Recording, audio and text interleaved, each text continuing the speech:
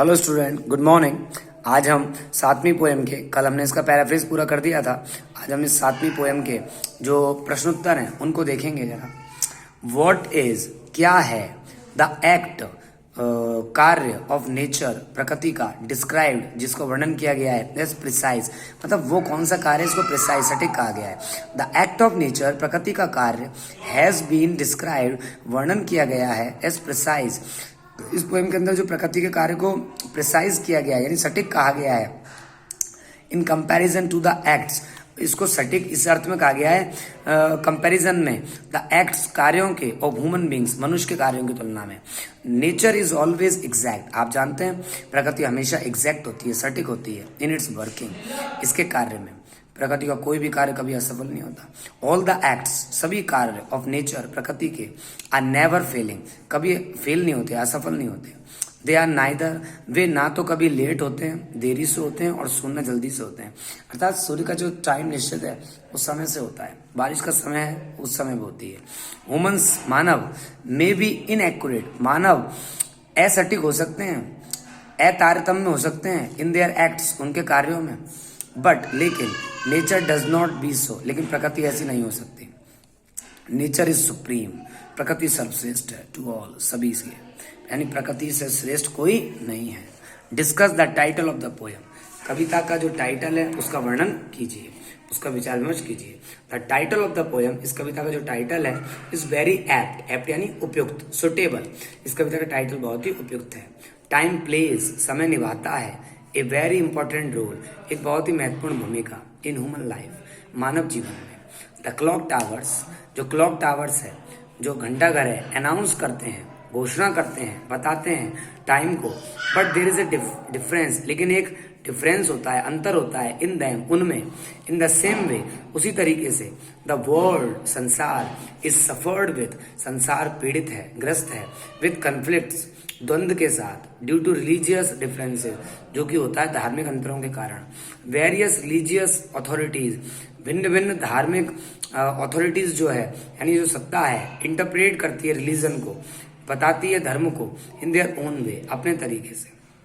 दस, इस प्रकार, दे मिसगाइड पीपल, इस प्रकार धर्म के जो उपदेशक लोग हैं वो मिसगाइड करते हैं लोगों को।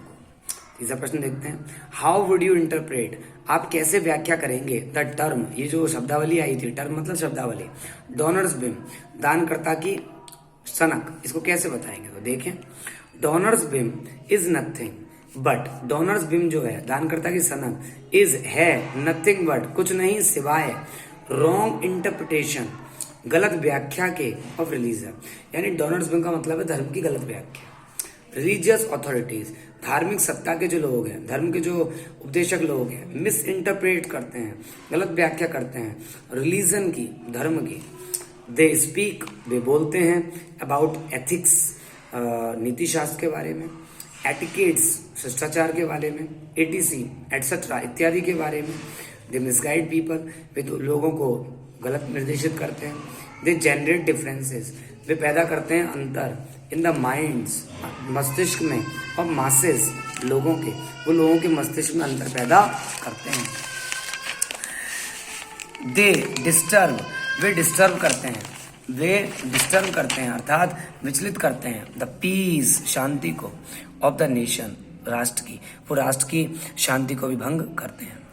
आगे देखें, वॉट डज द लाइन, क्या मतलब है लाइन का, ये जो लाइन आती है, पेरेनियल फ्यूड्स, निरंतर झगड़े, एंड सीजनल अलायंस, और मौसमी समझौता, एल्यूड टू, इसमें क्या छिपा हुआ है, क्या छिपा हुआ है इस लाइन के अंदर, देखते हैं क्या अर्थ है इसका गहराई में।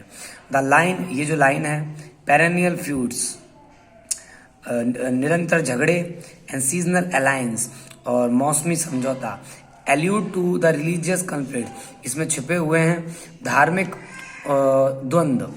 द वर्स्ट पार्ट, सबसे बुरा हिस्सा, ऑफ आवर कंट्रीज लाइफ, हमारे देश के जीवन का, यानी हमारे देश के जीवन का जो सबसे बुरा पक्ष है, इज कम्युनल डिसहार्मनी, वो है सांप्रदायिक वैमनस्यता, एंड रिलीजियस इंटॉलरेंस, और धार्मिक असहिष्णुता, यानी कि हमारे यहाँ पर धर्म के नाम पर बहुत झगड़े होते हैं।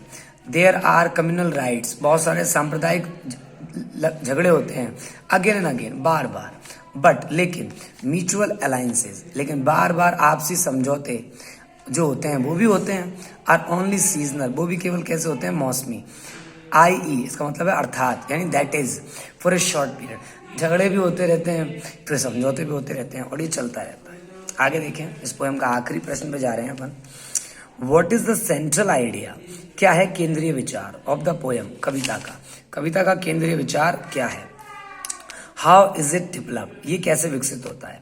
अथवा में देखें, बहुत इंपॉर्टेंट प्रश्न है इस पोएम का। स्टैब्लिश, स्थापित करो, क्लॉक टावर्स को, घंटाघरों को, एज अ सिंबल, एक प्रतीक के रूप में, ऑफ कंफ्यूजिंग रिलीजियस प्रीचिंग्स, भ्रमित कर देने वाली धार्मिक उपदेश के रूप में। यानी क्लॉक टावर्स यहाँ पर ही बताया गया है। क्लॉक टावर्स का मतलब है अलग अलग धर्मों के मिसगाइड करने वाले उपदेश, जो कि उनके ही धर्म के नेताओं के द्वारा दिए जाते हैं।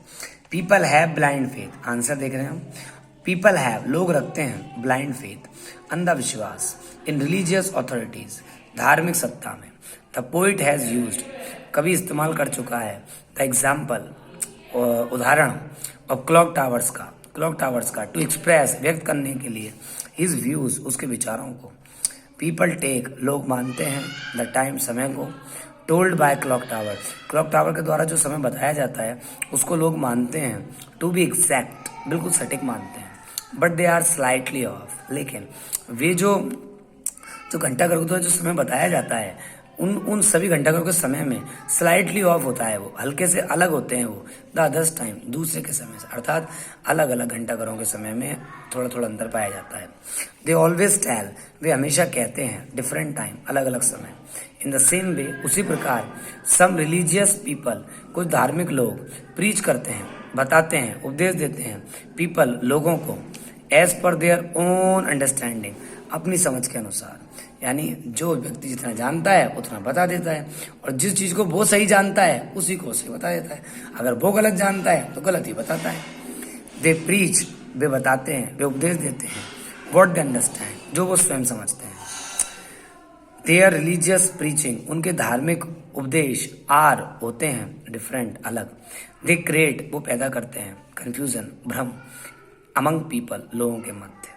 दे मिसगाइड, वे कुभ्रमित करते हैं, दिग्भ्रमित करते हैं, पीपल, लोगों को। 10, इस प्रकार, क्लॉक टावर्स है, आर ए सिंबल, वो एक प्रतीक है, ऑफ कंफ्यूजिंग रिलीजियस प्रीचिंग्स का, भ्रमित धार्मिक उपदेशों का। इस प्रकार से इस पोएम के प्रश्नोत्तर पूरे होते हैं। 8वीं जो हमारी पोएम है वो है इफ, रूडयार्ड किपलिंग की।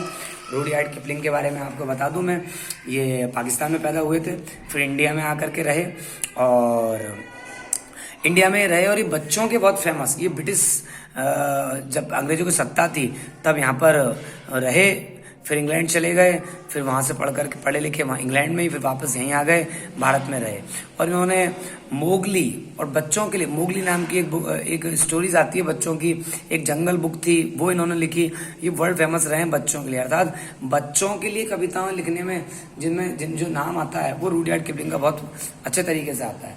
तो रूडयार्ड किपलिंग इस तरीके के एक अच्छे कवि रहे हैं, ब्रिटिश कवि हैं ये। इंडियन राइटर ए के रामानुजन थे जो हमने पढ़े।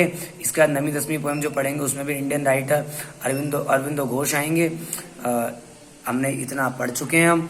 जितना आपको पढ़ाया गया है उसको स्टडी करते रहें, उसको ठीक से देखते रहें, क्योंकि सभी पोएम के अंदर मैं आपको बता दूं एक जनरल थॉट होता है, और उस जनरल थॉट को आपको डिटेल में पूरा करना होता है, और उसको करके आपको एक अच्छा सॉलिड सा आंसर तैयार करना होता है। तो इन आंसरों को आप ठीक से देखें, पढ़ें, समझें, और किसी भी तरीके की प्रॉब्लम को अगर होती है तो पैराफ्रेज को पढ़ें। आप जितने भी पोएम में जहाँ भी आपको कोई प्रॉब्लम क्रिएट होती है तो उसी के लिए मैंने पैराफ्रेज लिख करके दिया हुआ है। आप पैराफ्रेज को जब टोटली पढ़ेंगे तो आपकी सभी समस्याएं सॉल्व आउट हो जाएगी। आज के लिए इतना ही, आगे हम कल देखेंगे 8वीं poem. Okay, thanks for the day, have a nice night and colourful dreams.